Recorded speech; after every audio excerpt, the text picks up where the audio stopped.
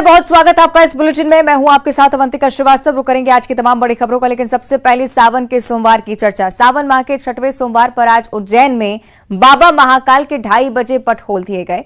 बाबा महाकाल का दूध, घी, शहद, शक्कर और दही से पंचामृत अभिषेक किया गया। अभिषेक के बाद बाबा का भांग से श्रृंगार हुआ। महानिर्वाणी अखाड़े के महाराज द्वारा बाबा को भस्म भी रमाई गई। भस्म आरती के बाद बाबा का विशेष श्रृंगार हुआ। बड़ी संख्या में श्रद्धालु इस दौरान मौजूद रहे। भगवान महाकाल के दर्शन के लिए लगातार कतारें लगी हुई।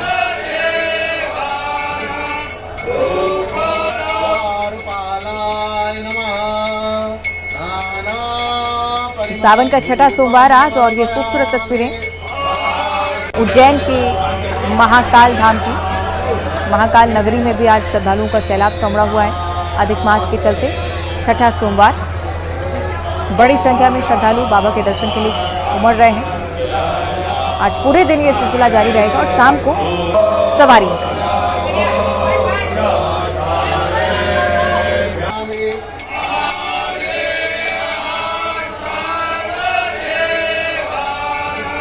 एक तरफ भस्म आरती के दौरान की भी तस्वीरें आप देखिए, और साथ ही साथ कितनी बड़ी संख्या में श्रद्धालु पहुंच रहे हैं, कतारें लगी हुई हैं। ये नजारा भी स्पष्ट करता हुआ बाबा महाकाल की अपार श्रद्धा भक्तों के बीच इसी तरह का उत्साह। तो श्रावण महीने के 6वें सोमवार को मंदसौर में भी कुछ इसी तरह का नजारा है। भगवान पशुपतिनाथ महादेव मंदिर में श्रद्धालुओं की जमकर भीड़ उमड़ रही है। सुबह से ही दूर दूर से श्रद्धालु पहुंच रहे हैं। रुद्राभिषेक और जलाभिषेक का भी आयोजन इस बार। बारिश न होने के कारण मंदिर में बारिश के लिए भगवान से प्रार्थना भी की जा रही है। वर्षा के लिए यहाँ पर विशेष पूजन का आयोजन। शिवना नदी में बाढ़ नहीं आई है इस बार। शिवना नदी से पशुपतिनाथ के चरण नहीं पखरे हैं, और इसी के चलते मंदसौर में इस तरह की कामनाएं हैं। शिवना नदी की बाढ़ का पानी जब मंदिर के गर्भगृह में प्रवेश करता है तब उसे शुभ माना जाता है।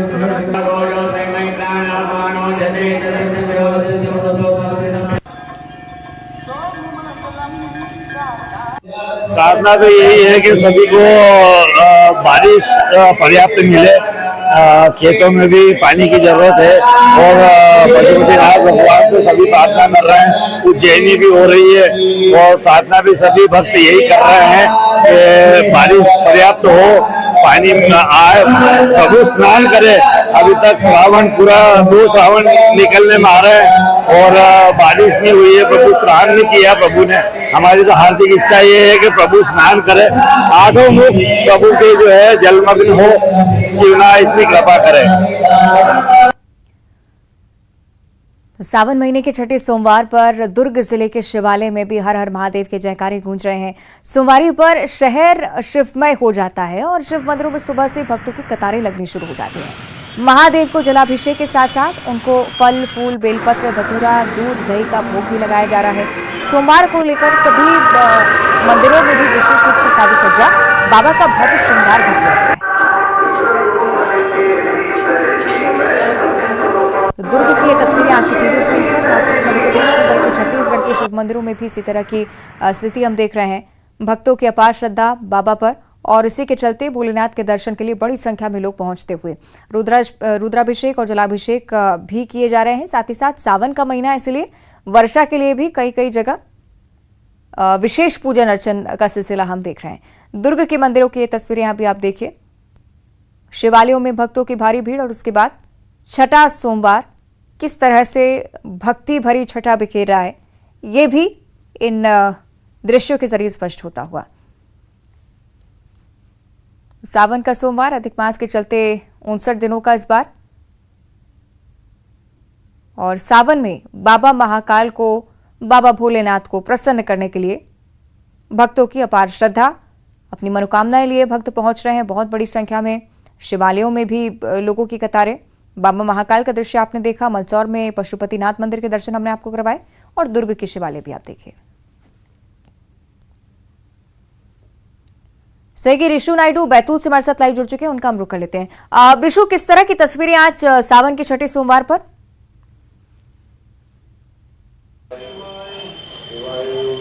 जी देखिए, बैतूल के सभी शिवालयों में आज काफी भीड़ है। आज 6वां सोमवार है श्रावण माह का, और इस समय हम मौजूद हैं बैतूल शहर के बीचों बीच अंकलेश्वर महादेव मंदिर है। ये बैतूल शहर का और ये कहीं जिले के सबसे प्राचीनतम मंदिरों में से एक है। आइए हम दिखाते हैं किस तरह यहाँ आज सुबह से ही भक्त हैं लगातार आकर भगवान भोलेनाथ का अभिषेक कर रहे हैं। लगातार यहाँ भक्त आ रहे हैं। चूंकि मंदिर एक छोटे से परिसर में बना हुआ है इसलिए बहुत ज्यादा भीड़ यहाँ एक साथ दिखाई नहीं देती, लेकिन बाहर कतारों में लोग खड़े हुए हैं और भगवान का अभिषेक यहाँ पर लगातार जारी है।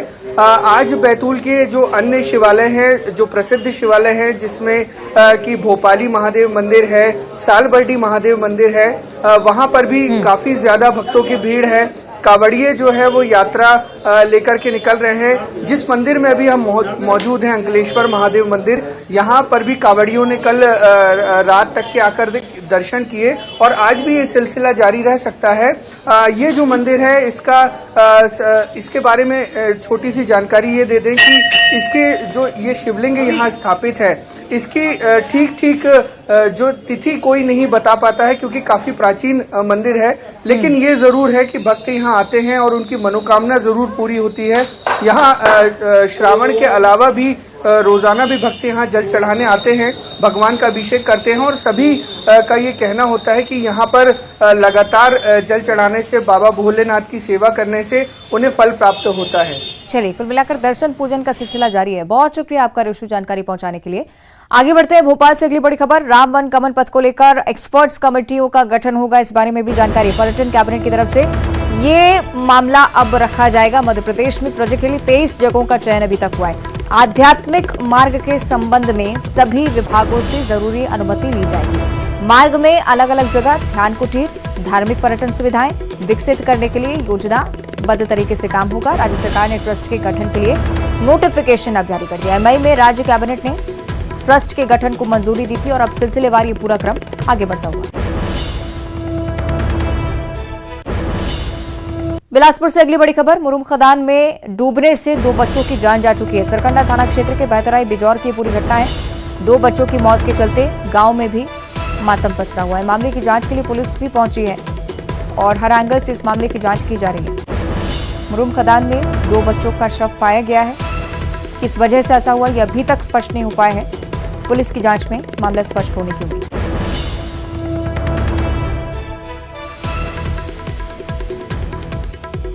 मुरुम खदान में डूबने से फिलहाल 2 बच्चों की मौत होना पाया गया है। किस वजह से ये सब हुआ है ये अभी भी पता लगाने की जरूरत है।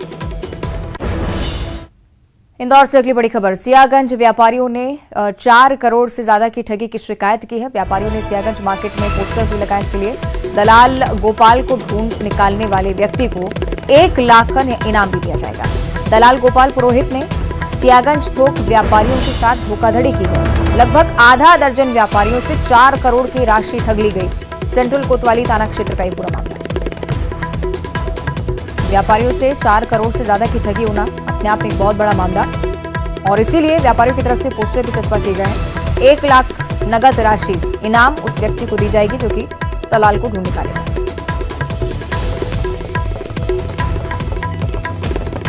चलिए, और ज्यादा जानकारी हम लेंगे इस खबर पर। क्या कुछ अपडेट है सहयोगी मिथिलेश गुप्ता से हम जान लेते हैं। इंदौर से हमारे साथ लाइव जुड़ चुके हैं। मिथिलेश, क्या पुलिस की तरफ से अभी तक संज्ञान इस मामले पर?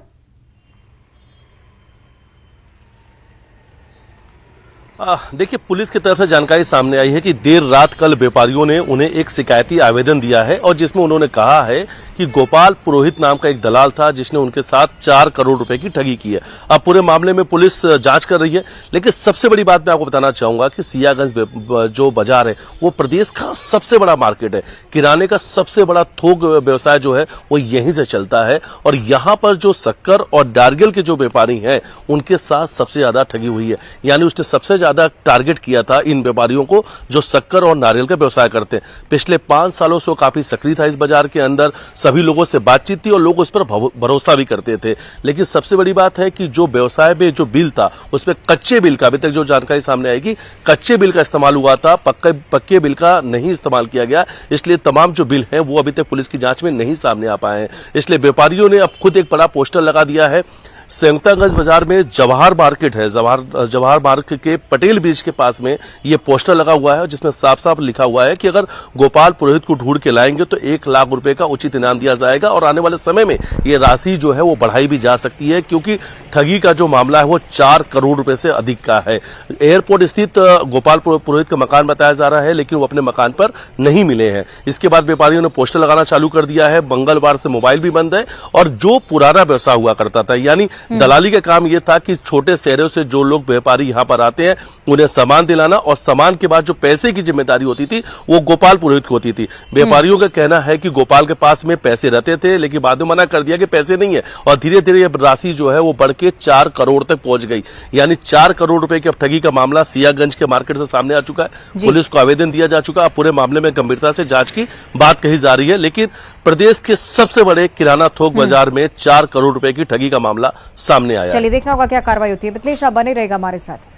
इंदौर से ये जानकारी हम आपके साथ साझा कर रहे थे और इसी के चलते कार्रवाई को लेकर पुलिस की तरफ से भी आश्वासन, लेकिन खुद व्यापारियों ने जिम्मा उठाया है, 1 लाख का इनाम देने की घोषणा की है।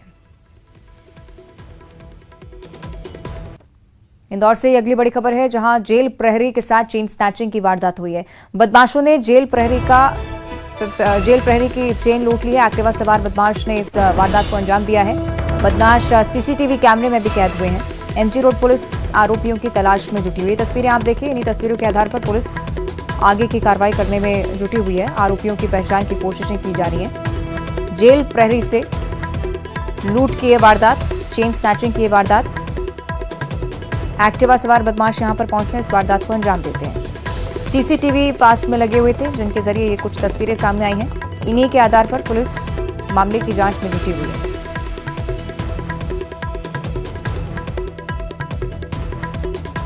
सहयोगी मिथिलेश हमारे साथ लगातार जुड़े हुए हैं, कुछ खास खबरों को लेकर हम उनसे लगातार जानकारी ले रहे हैं। और चेन स्नैचिंग की वारदात इंदौर के लिहाज से बहुत बड़ी है। मिथिलेश आपसे मैं समझना चाहूंगी, बढ़ते हुए आपराधिक मामले ये एक और चिंता का विषय, लेकिन दूसरी तरफ चेन स्नैचिंग की वारदातें भी लगातार बढ़ती जा रही हैं। क्या पुलिस की तरफ से अभी तक संज्ञान इस पर?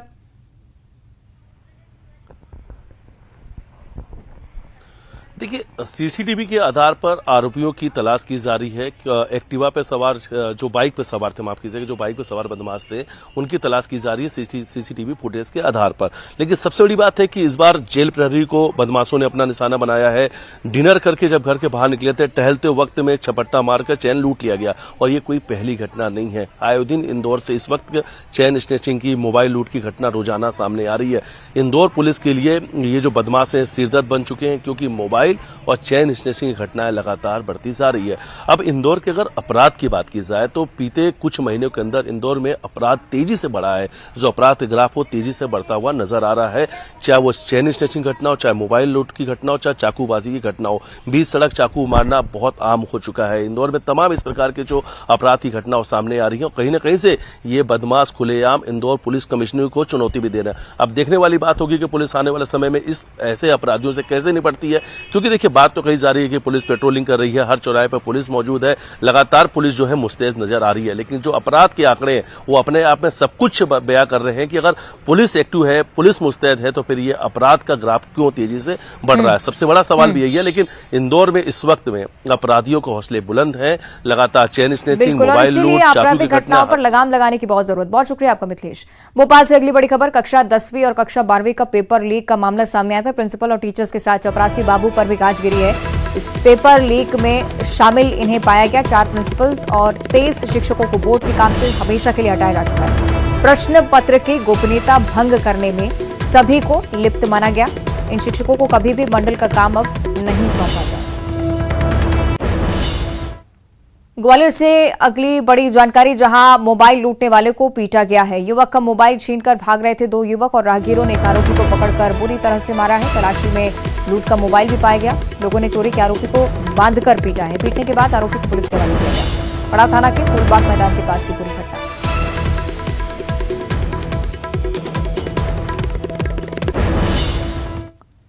ग्वालियर से अगली बड़ी खबर है, जहां वंदे भारत पर पथराव करने वाला व्यक्ति पकड़ा जा चुका है। आरपीएफ ने बामौर से पत्थरबाज को पकड़ा है, रंगे हाथों गिरफ्तार किया गया है।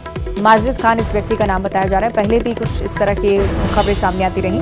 वंदे भारत एक्सप्रेस के शीशे तोड़ने में व्यक्ति लिप्त पाया गया। अप्रैल महीने से ही इस तरह की वारदातें हो रही हैं। वंदे भारत एक्सप्रेस की अभी तक 35 विंडोज टूट चुकी हैं। कुछ वारदातों में इस व्यक्ति का हाथ।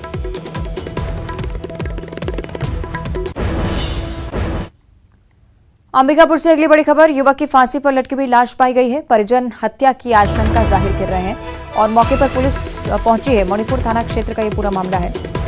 अंबिकापुर से बड़ी जानकारी, परिजनों की तरफ से चूंकि हत्या का आरोप लगाया जा रहा है तो विवाद की स्थिति भी रही होगी। इस विवाद की स्थिति को पता करने के लिए ही पुलिस मामले की जांच के लिए लगातार जुटी हुई है।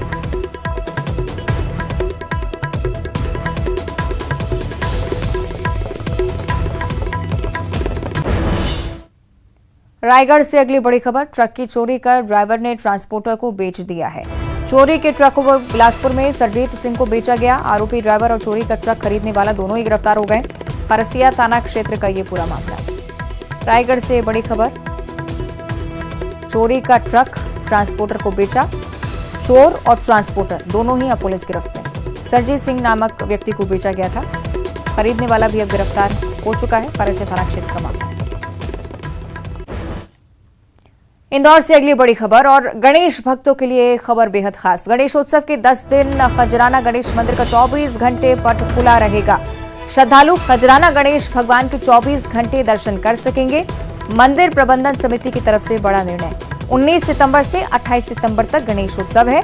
इस बार गणेशोत्सव के दौरान खजराना गणेश मंदिर में पट बंद नहीं होंगे और गणेश लीला पर आधारित लेजर शो का भी आयोजन इस बार मंदिर में।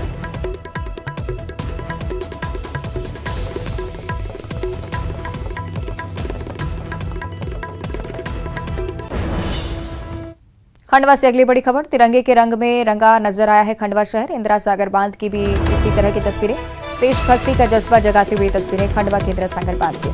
तिरंगा अभियान के तहत बांध पर तिरंगा ही नजर आता हुआ रोशनी से आकर्षक रूप से सजाया गया इस बांध को। 3 रंग की LED लाइट्स यहां पर लगाई गई। तो खंडवा से तस्वीरें, कल ही आजादी का पर्व और उससे पहले ये तस्वीरें आकर्षण का केंद्र बनी हुई। आकर्षक रूप से इंदिरा सागर बांध की साजो सज्जा जो आजादी के पर्व का जज्बा भी लगातार बढ़ाती। सोशल मीडिया पर भी ये तस्वीरें काफी छाई हुई हैं। इंदिरा सागर बांध खंडवा से तस्वीरें सामने आई हैं। 3 रंगों की LED लाइट से ये बांध जगमगा उठा।